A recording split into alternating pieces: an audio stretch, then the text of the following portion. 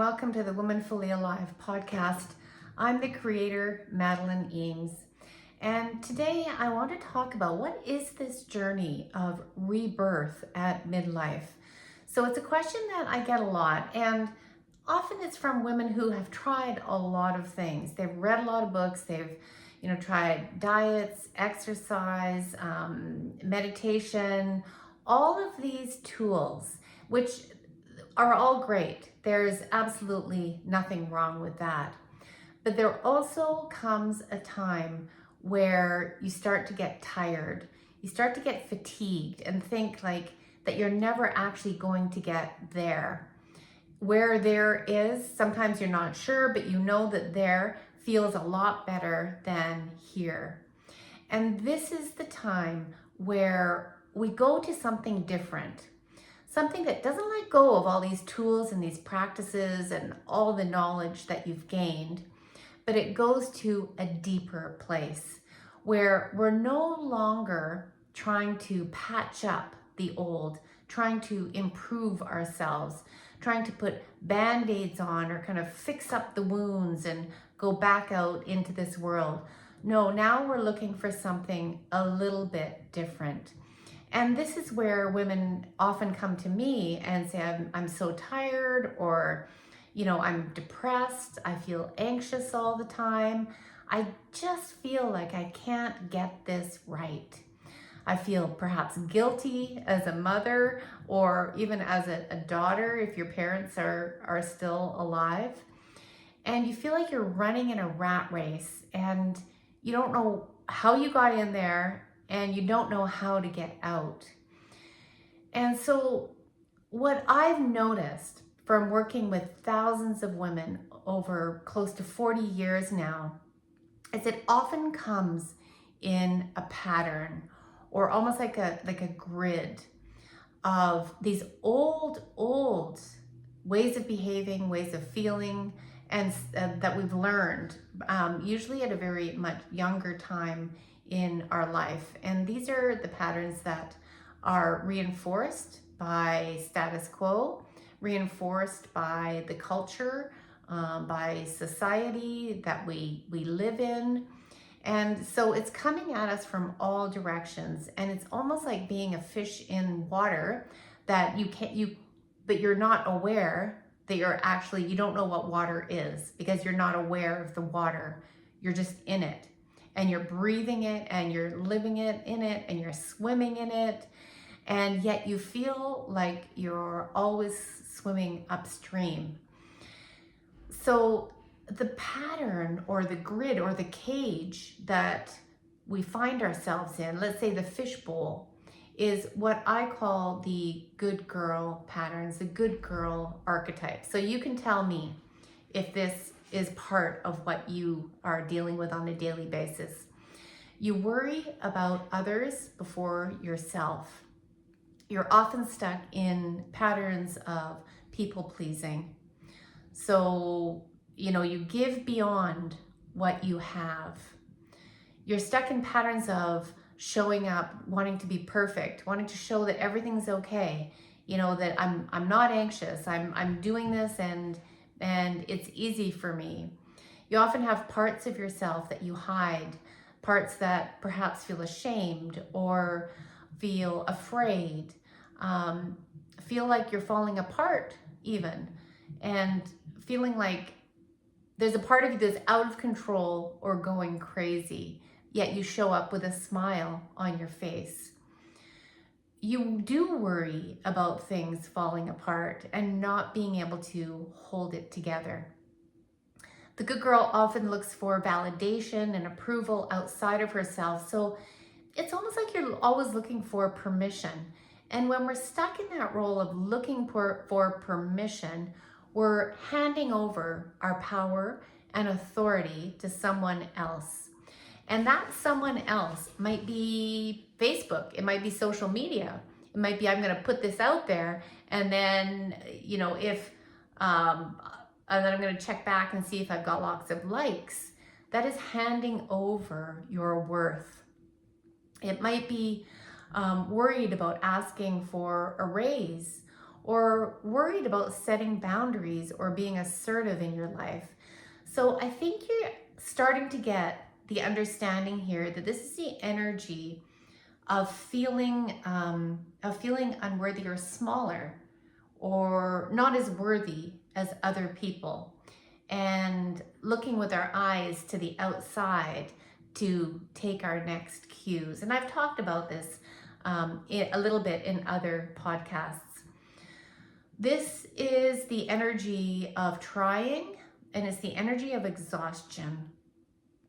And it's old now. This was a really expansive, opening energy when we were 12, 13, maybe 17, 18, before we really stepped into our womanhood.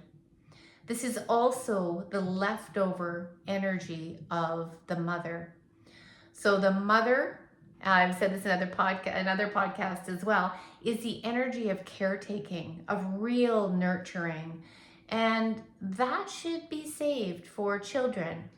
You know, having a 45-year-old son who you know is not disabled in any way, living in your basement without paying rent is not good parenting.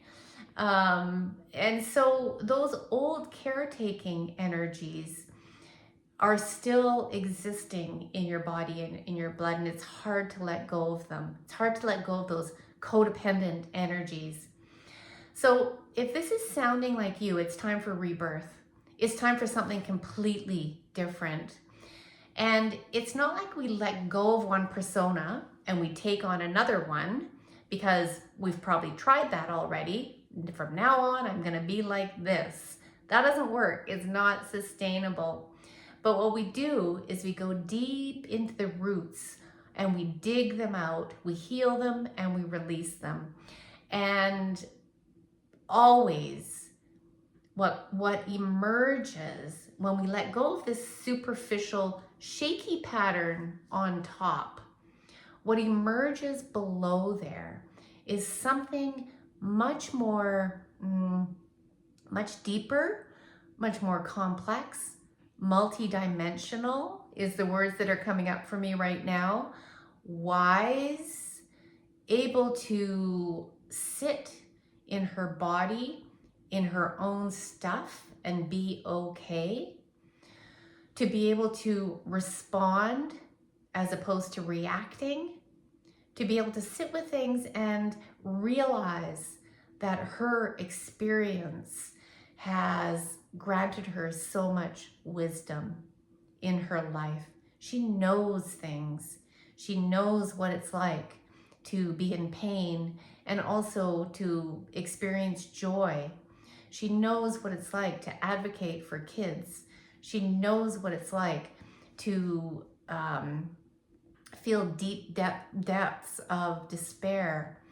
And she can sit with it and be okay. And this is the wise woman archetype that doesn't need to be any particular body shape or have any particular degree or a level of education.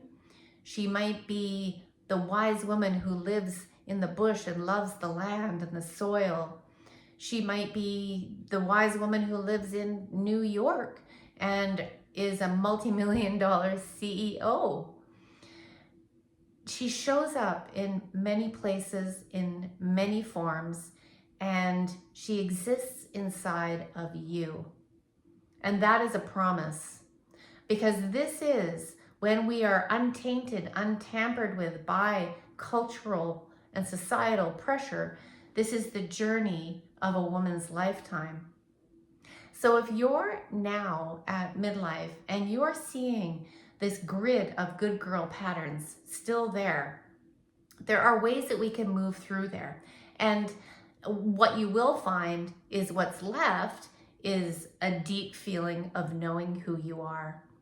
I've guided many, many women through this process. And for me, it's such the most beautiful process of a woman's life. So as I'm saying this, you might think, well, I can't possibly do that, or I can't give up caretaking for my kids. And that might be the case. You know, you might have circumstances that some things are not changeable. But often it's that fearful voice, that inner critic, perhaps, that comes in and wants to keep you safe. And this is it is the ego mind, because it's the fearful mind that if I change, what will happen to other people? If I leave this life behind, which you'll always be in your life, but we can go really to this all or nothing, that I've got to like leave this life behind and go and be someone else. And if I do that, what will happen to everybody? Will I be alone? If I change, will my friends follow me? Not all of them. What will happen to my relationships, to my marriage? We'll see. Because if you're in a marriage that can't hold the new updated you, then that's another conversation. But as we begin to loosen the grips on the good girl patterns and start to safely and gently let them fade into the background, what starts to become bigger and louder and more vivid is someone who finds their voice, is a woman who's able to show up and stand up and for herself. And in that, in this fierce love of the wise woman, she's able to advocate and stand for what she believes in the world, what she's here to do, what her soul is here, what is her soul's calling, and she can step into it. And that might sound like a tall order, but this is something that emerges over time. And so it's like a gentle unfolding where you don't know what the next step is.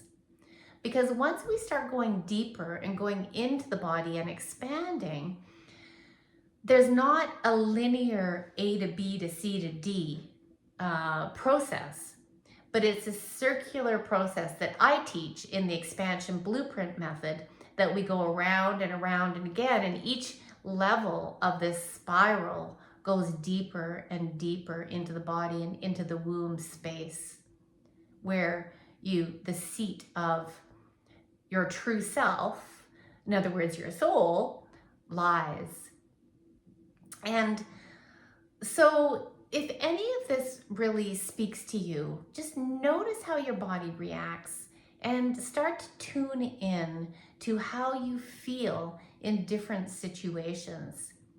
Because we're all born with an inner guidance system, an inner intuition, an inner wisdom, if you will, that lives inside of your body.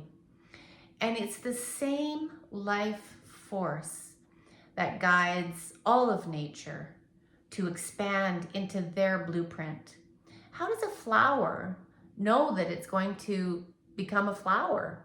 How does an oak tree, how does an acorn know how to expand, into the old oak tree?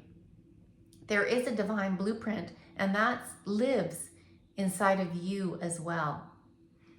What gets in the way is the fear that we've downloaded into patterns from the external world. And this is true for all of us. And some of those things are really good. Like some of those things you want to keep, some parts of you that you've learned existed, and they feel really good. But the process of rebirth and transformation involves a deep dive into ourselves and excavating out the old stuff.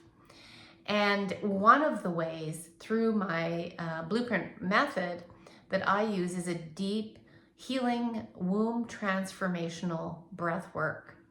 And I've been a trauma therapist, for a long time. And when I experienced this myself, I found it was the most powerful way to do it. There's many different tools, but this one I really found goes into a woman's body, into places that we didn't even know, patterns that were probably set, in our subconscious, decades ago get released. And so the way to start with this is what I want for all of us. If, that would be my dream for women all over the world to be able to experience this. But the way that you can start right now is allowing yourself at least a couple of minutes every day just to sit, to be still and know, to pause and take some deeper breaths into your body.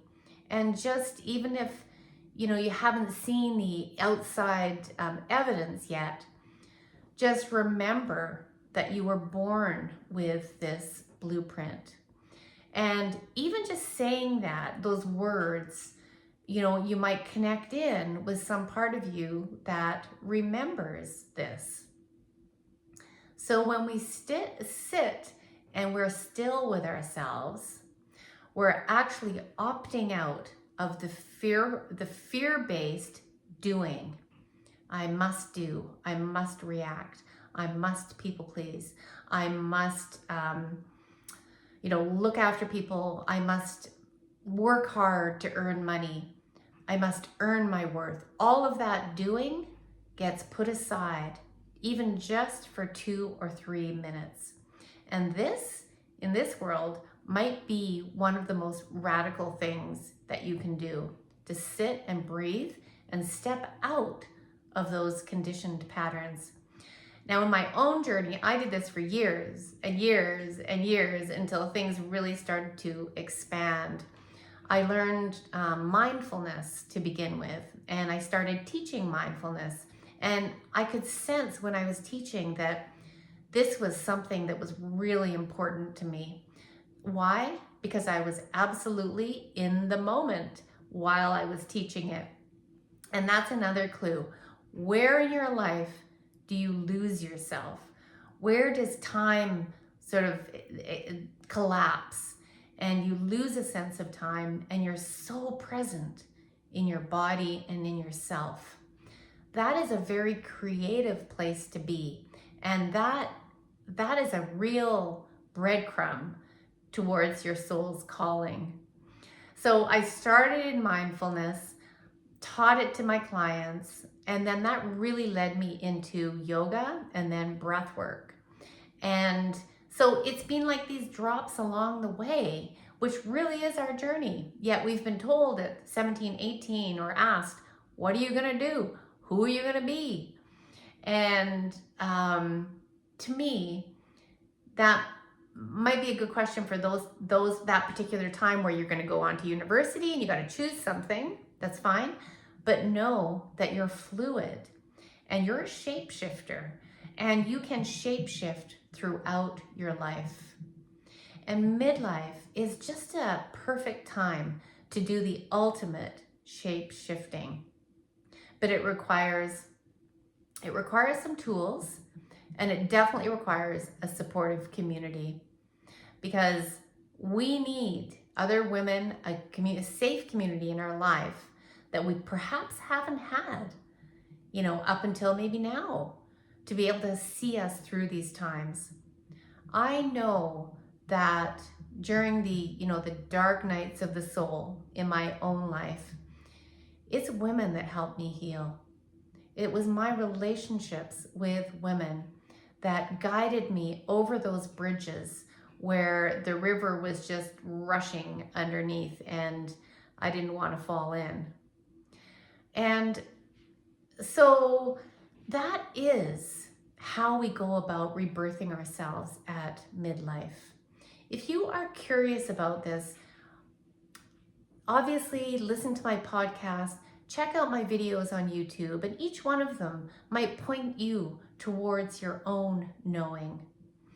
And if this inspires you, if there's something inside of you in your own knowing, that in your intuition, that is lighting you up right now, I hope you'll consider taking my Blueprint Method course.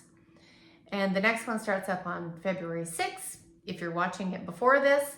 And it's a monthly course where we do this deep dive, because at midlife, we don't want to spend forever healing.